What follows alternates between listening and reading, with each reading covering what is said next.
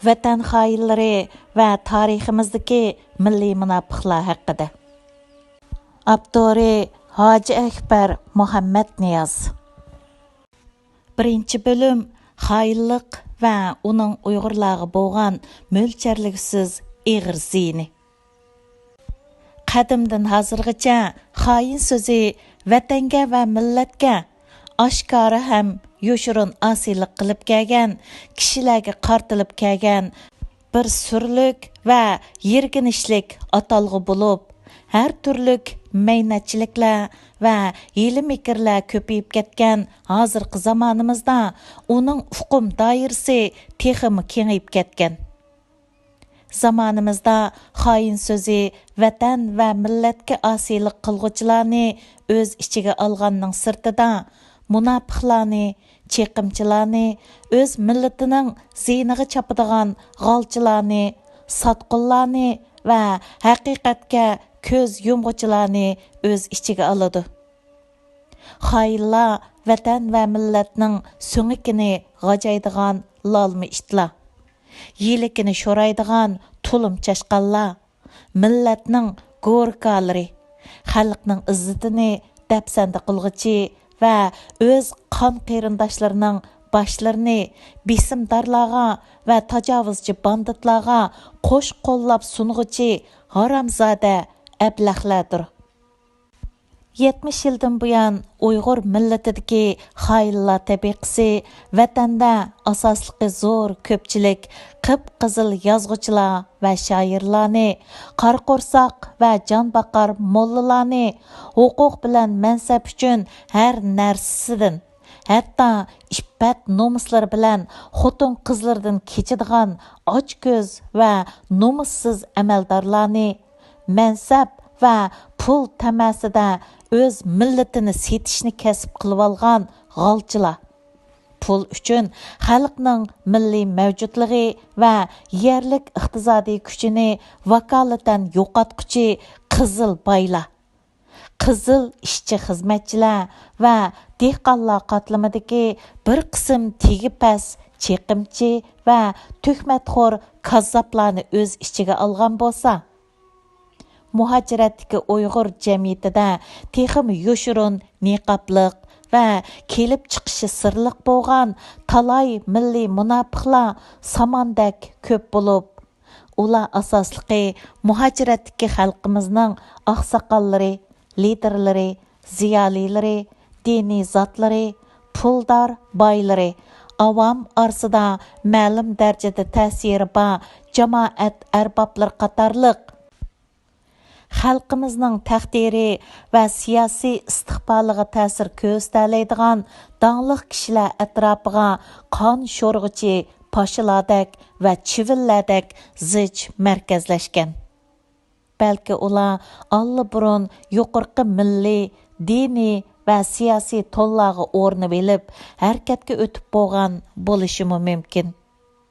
Ammo har qanday narsaning alohidaligi, xususiyati va o'zgarmas sifati bo'lgandek, ularning o'zgarmas va avomdan yushirolmas tub xarakterlari va sifatlari osmondagi to'lin oydak ochiq bo'lib, umumiy madaniyat saviyasi xeyli tuvan bo'lgan xalqimiz xuddi namoz sham qarg'ullariga o'xshash ularni aniq ko'rolmaydi.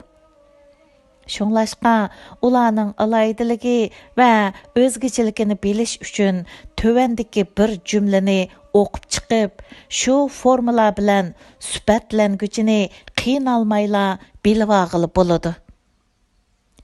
Vatan xainlari va milliy munofiqlar hammasilar birdak shaxsiy manfaatini, shaxsiy g'ururini, ehtiyojini, atoq obro'yini, xohishini, shaxsiy fikrini, shaxsiy orzusini, shaxsiy qarshini millatning nom obro'yidan, ehtiyojidan, istikidan, milliy orzusidan, milliy g'ururidan, millatning taqdiridan va oliy milliy manfaatidan ustun qo'yib oladigan tegi pas va nomussiz ablahlardir. Bunda xarakter va sifatlarga ega bo'lgan iflos mal'ullar birdak qutlug', pok va haqqoniy mas'ulimizning tizginini va oliy siyosiy taqdirimizni necha avlod qon qarzga bo'g'ilib, mehnat banditlar, atalmış demokratik düşmanlar va boshqa shaytondek samimiyatsiz va razil dunyoviy Uyg'ur düşmanlarining qo'liga qo'sh qo'llab tutqizib qo'yish uchun tinimsiz harakat qiladi. Mayli ular daraxt kesadigan paltichilarga yog'och sap, bo'g'anlarni anqiralısın yoki anqiralmasin, qilmishlaridan yonmay va tövbe qilmay, kechirilmas jinoyatlari va xiyonatlarda davom qilaversa, undaqda ular 21-asrdagi eng kechirilmas vatan xoinlari, abadiy la'natga duchor bo'ladigan ibratlik milliy munofiqlar va tarixiy jinoyatchilardir. Birinchi, xoinlik, qini, geni va tegi pastlikdir. 20-asrning mashhur islom mutafakkiri Allamo Muhammad G'azzali xoinlik va uning razilligi haqida yana mundaq deb yozgan. Xoinlik bir xil razil qilmish. Uni ruhiyati va ma'naviyati bulg'angan, ruhi ko'r, nafsoniyatchilik idisi kuchlik, intayin tegi past odamlar sodir qiladi. İslamның nazarda xoinlikning gunohi munofiqlik va kofirlikning gunohidan ig'ir ekanligida shak yo'q. Qur'oni Karimda xiyonatga odatlangan, gunohga cho'mgan kishini Allah haqiqatan do'st tutmaydi deb kelgan. Hazrati payg'ambarimizmo bir hadisda Allah biror bandasini halok qilmoqchi bo'lsa, uningdan hayoni sug'urib oladi. Uningdan hayo sug'urib ilingandan keyin u har kimning nafratiga va g'azabiga loyiq biri bo'lib qoladi. Uningdan keyin uningdan omonat yo'qoladi. Uningdan omonat yo'qolgandan keyin u hamisha xiyonat qiladigan moyir xoinga aylanib qoladi. U xoinga aylangandan keyin uningdan rahim shafqat yo'qoladi. Uningdan rahim shafqat yo'qolgandan keyin u kishi la'natgardiga aylanadi. U la'natgardi bo'lgandan keyin iymon uningdan chiqib ketadi deb oldin ogohlantirgan.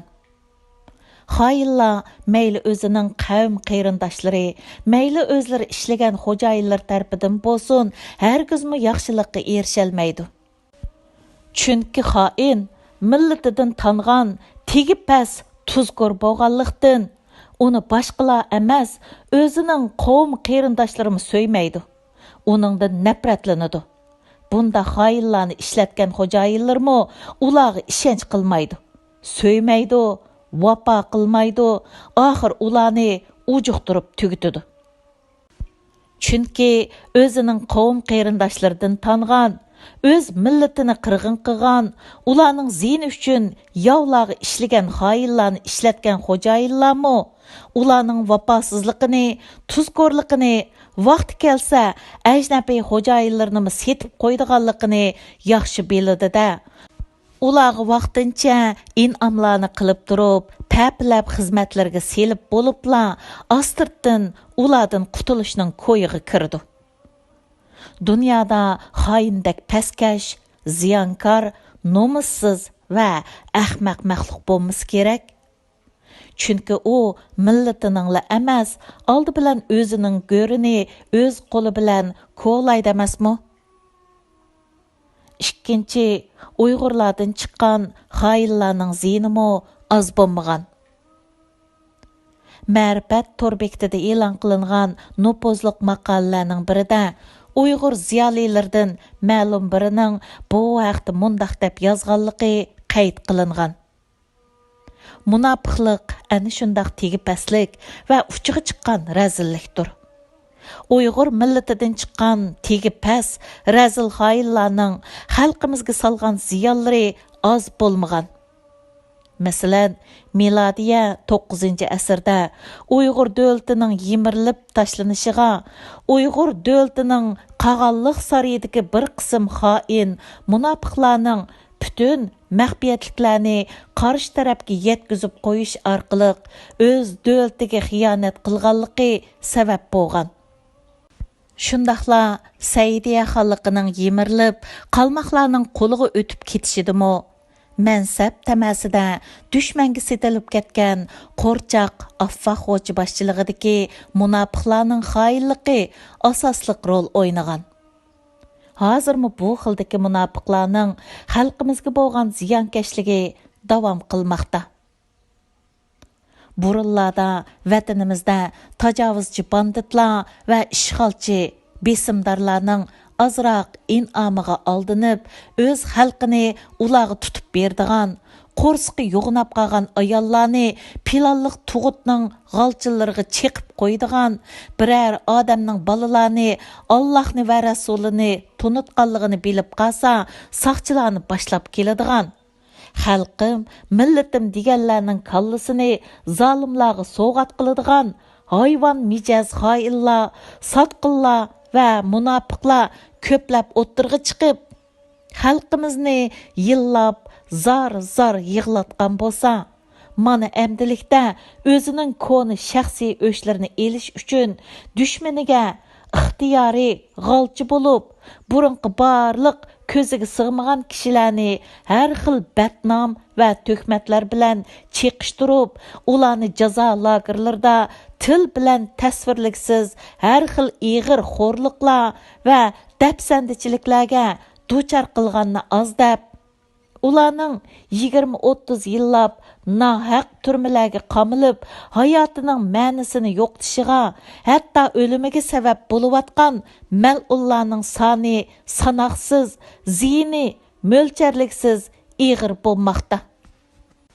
Bo'libmi jazo lagerlaridagi Uyg'ur xonim qizlarini xohlagancha oyoq osti qiladiganlarning yanala Uyg'ur zuvalliq, Xitoy ruhliq, tashqi shakli Uyg'ur, ichki ma'naviy dunyosi butunlay xitoylashib ketgan iflos va nomussiz to'ng'izlar ekanligi bizning yuraklarimizni mujib tashlamoqda.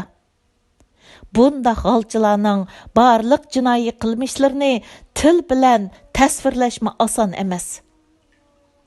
Muhacirat yashayotgan Uyg'urlarning yuqorqi xo'rliq va xorliqlarni uzil kesil tugitish uchun umumyuzlik harakatga kelolmay, texicha bir-birini baholab, qoralab, quruq nom atoqtalishib, Bengilarning xiyolidagi vaqalikka o'xshash, texi qo'lida bo'lmagan mavhum narsalarni va mavhum mansablarni talashishdan boshqa qobiliyati bo'lmasligi bu oz kelgandek bir qism atalmish ziyoli va diplomliq arboblarning oxiri chiqmas quruq talash tortish qo'zg'ab xalqimizni ahmoq qilib, asosliq diqqatni hozirgi ochiq reallikdan ustuliq bilan burib etib, sotta va nodon xalqimizni yo o'tmishdagi shonliq tarixlar bilan mast qilib, bugungi ochiq reallikdan o'zini qochirishi yoki atiki aniq bo'lmagan mavhum parlaq kelajakni pash qilish orqali o'zini bugungi zo'r mas'uliyatdan qochirib, xalqni bazlab bexudlashtirish rolini o'ynab, dushman bilan parallel harakat qilayotgan holatni paydo qilayotganligi odamning qattiq g'azabini qo'zg'aydi. Chunki hozirgi Uyg'urlar torda bir necha soat so'zlab qo'yganға, oyda yilda necha qatim namoyish qilib, cho'ng shuvar to'lab qo'yganға ahvolimizda qilcha o'zgarish bo'lmaydi. Ondaqda bizga qo'yiladigan talab qanchalik ig'ir va ching. Jamoliddin Afg'oni hazratlari bu haqda muhojiratdagi Uyg'urlarga shundoq hukm qiladi-ki, vatani munqarzlikda turib, kunda yarim soat vaqtini ahamiyatsiz o'tkazish yoki behuda ishlar bilan isrof qilib o'tish vatanga xiyonatdir. Shunglashqa muhojiratdagi Uyg'urlar mushu xil yuksak ruh va zo'r mas'uliyat bilan belini ching bog'lab harakatga o'tmasa, kelajakda tariximizdagi eng kechirilmas vatan xoinlari va ashaddiy milliy munofiqlarga aylanib qoladi. Davomi bor.